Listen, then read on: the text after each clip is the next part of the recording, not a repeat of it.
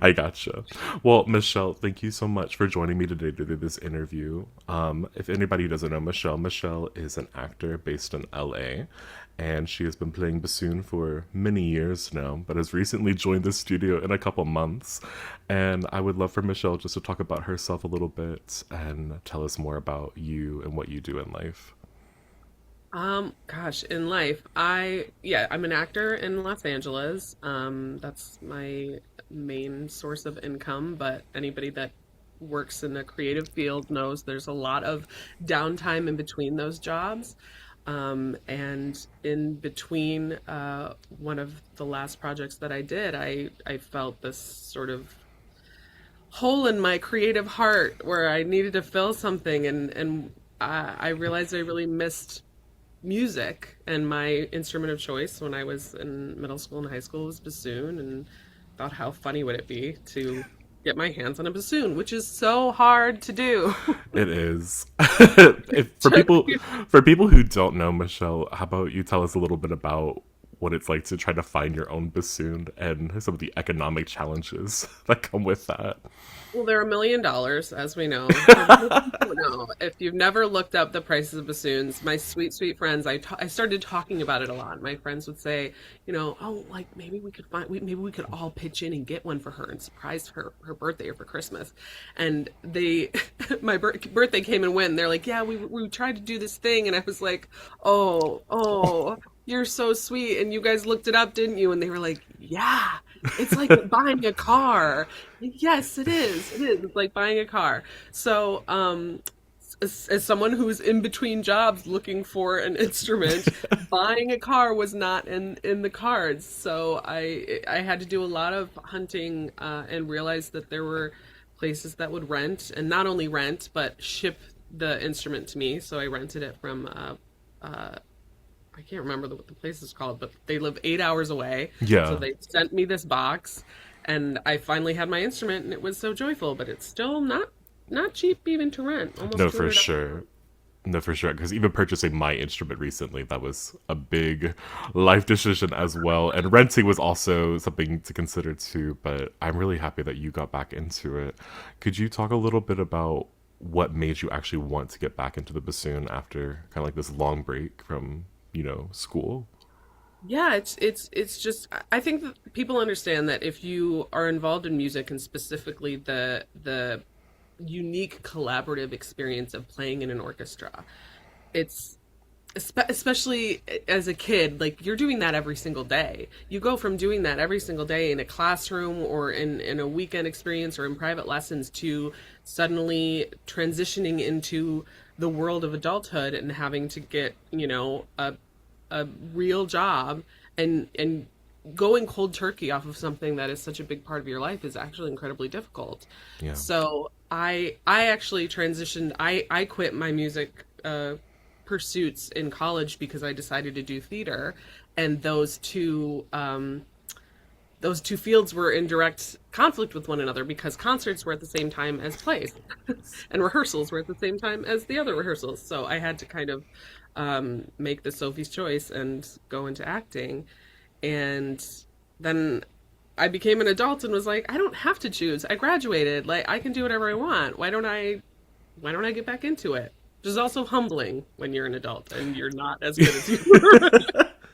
Well, I think when you started lessons, I was pleasantly surprised with how much you still remembered and you were already doing so well just coming back to it after such a long time off. But I wonder what you could share about what is some of the like the challenges with pursuing music now as an adult that might be different than when you were pursuing it when you were back in school. Well, it's very kind of you to say that, because part of the reason that I looked for you or found you and decided to take lessons was because I was shocked by how little I remembered. I felt like, oh my gosh, this is such some very simple music theory things that I remember encountering in my, heyday, that I was struggling with. Um, what was the question? No, you're fine. I think what I'm trying to ask is, when you're studying bassoon in a more structured environment, whether it's middle school, high school, university, and how does that compare to trying to get back into it now as an Oh adult? yeah. Because, life is so much different after school. Yeah. It's harder. It's harder when you have no one to answer to but yourself. Which is another reason I think that I decided to take lessons, was because I needed someone to push me a little bit. Because I don't have a conductor to answer to. I don't have a first chair to answer to. I don't have there's nobody breathing down my neck to make me do this. Yeah. Nobody is asking me to play bassoon for me.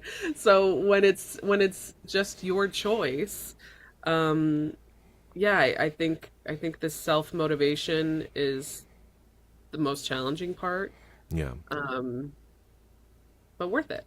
No, it really, I can relate to that, even myself, even though it is my job, because I feel a lot of us in life, we really benefit from an accountability partner in a way, whether that's an actual person or a system in place to kind of push us to either maintaining or growing to the next level of whatever we're trying to do, whether it's bassoon related or not.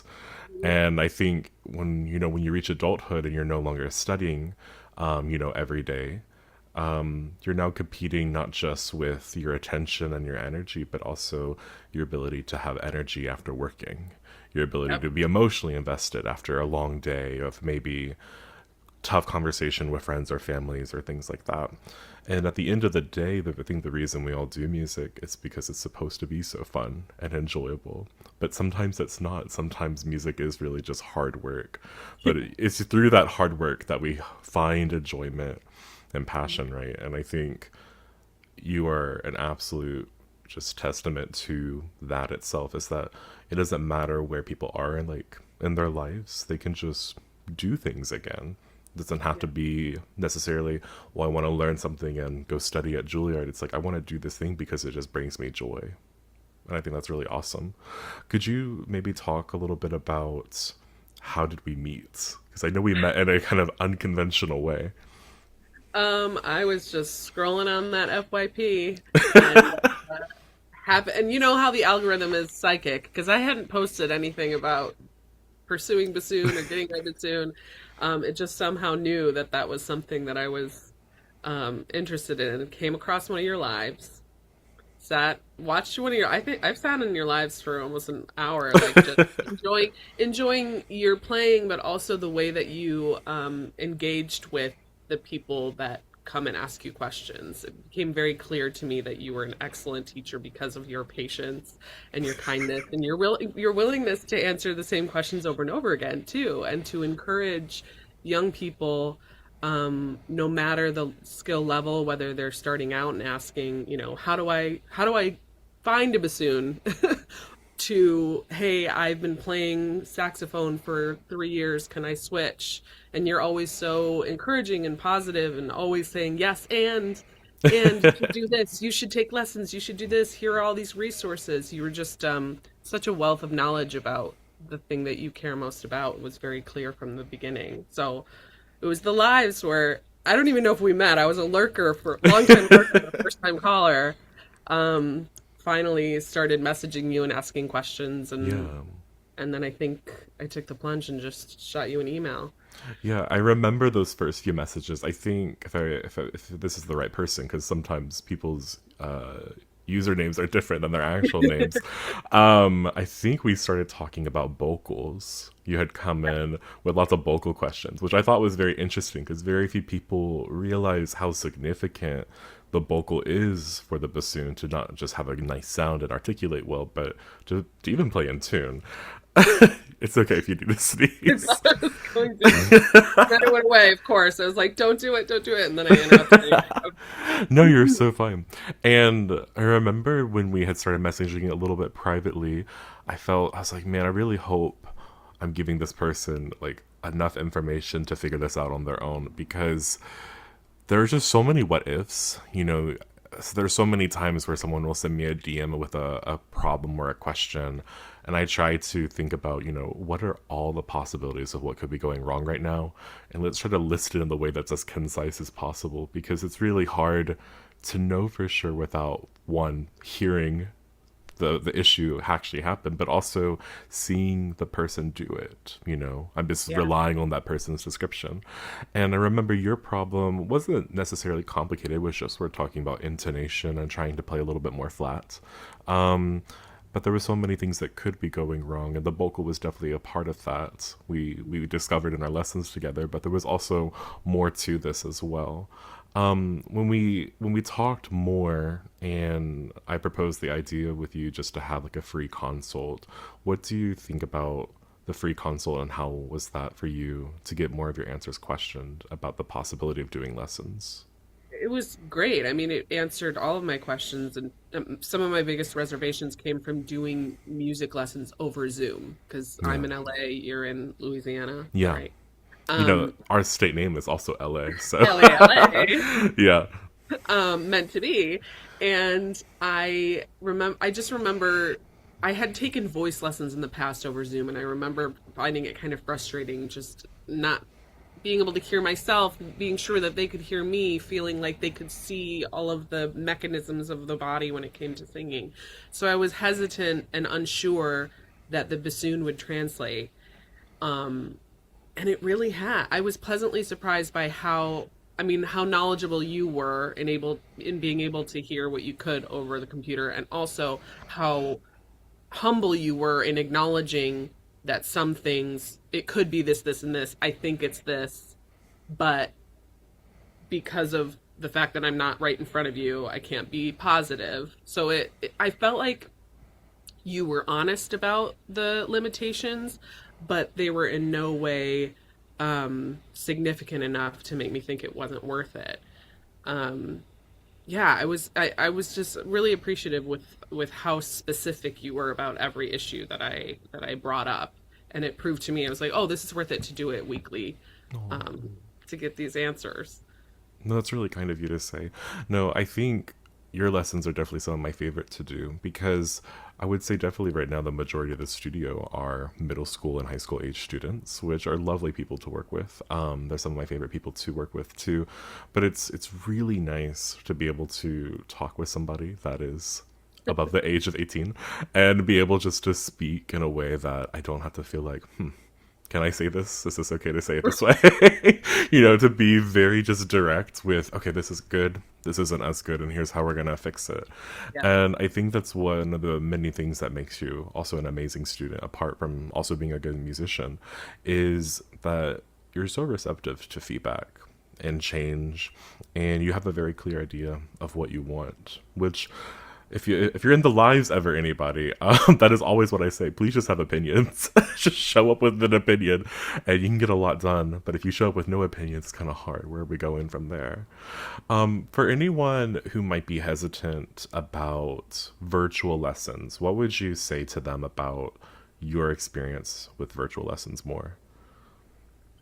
Um, do it. At least do a consultation. I mean, I don't know, whatever someone might be hesitant about, just nerves or technology, like all of those things can be sorted out. So I say take the plunge and then adjust accordingly.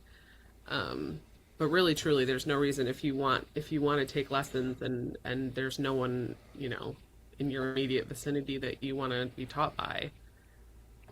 You are an incredible resource to have Thank you. available from anywhere in the world, and incredibly accommodating too. I mean, the time difference alone for us sometimes is very difficult, but we make it work. Yeah, no, there was two students I used to work with, both in Australia, and that was truly the most complicated time zone calculations of my life. I think it would be something like super late my time, and it would be like the next day of like the calendar week, but the morning for them. And like scheduling that was always very awkward because I was like, are we saying the same things? But those people were lovely to work with too. So what would you say then for people who are maybe older, who've maybe been away from music for a while, or maybe are wanting to start bassoon as one of their first instruments after a long time away from lessons? What would you say to those people who are feeling maybe a little nervous or aren't sure if this might be like the right fit for them? I mean, you don't know until you try. And there's nothing, you've nothing to lose. That's the beauty of being an adult pursuing anything, any learning any new skill, any new talent. Um, nobody in the best and worst way, nobody cares. So the only person who cares is you. So if it makes you happy and you want to learn to write or sing or play the bassoon, just do it because it's only free. That I just love as an adult getting to do something that's just for me. Yeah. Um, if I get good enough and I can slap it on my resume, great. But that's not really why we're here. It's okay to just do things to fill your soul and bring you joy. And if that's on your heart, like do it. Do it. No, I Who think cares? that's You might be bad, you might not. no, this is really good advice. Yeah, I think to add to that, the lesson itself is not the stage. And social media really isn't the stage either. I Yes, would say yes, both are the practice room. They're both the lab. These are the places where you're supposed to fail and learn and be comfortable with, messing up and just learning the limits of what you can and cannot do and be encouraged to do it again, but better. And I also think to go back to something you had said earlier about, virtual lessons, I think that's actually one of the big pros of virtual lessons over in-person lessons is you're not limited by geography based on who you can study with. You can study with really anyone in the world as long as your schedules and the vibes are right. And hopefully anybody out there, they are going to maybe utilize those resources to find the right teacher for them regardless of their geography too. Do you have any final things you would like to add? yeah, I think it was really poignant you bringing up social media and the fear of practice or being seen as Yeah. bad. Social media isn't the stage.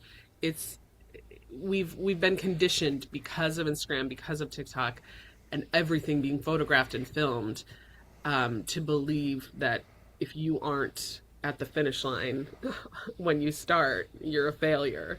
Yeah. And it's like now everything's just happening behind the scenes. Everything's a highlight reel now. Stand-up comedians can't test out new material because everything happens on gets posted online. I think that it's poisoning our creative brains a little bit, and we need to give ourselves grace and permission Yes.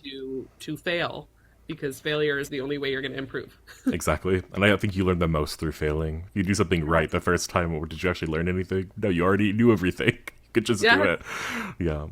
Well, Michelle, thank you so much for taking the time to have this conversation with me. You're an For amazing person to sure. work with, and I'll see you in your lesson later this week Yes. to see how Serenade is going. But let's chat again soon, okay? Yes, please. Thank you.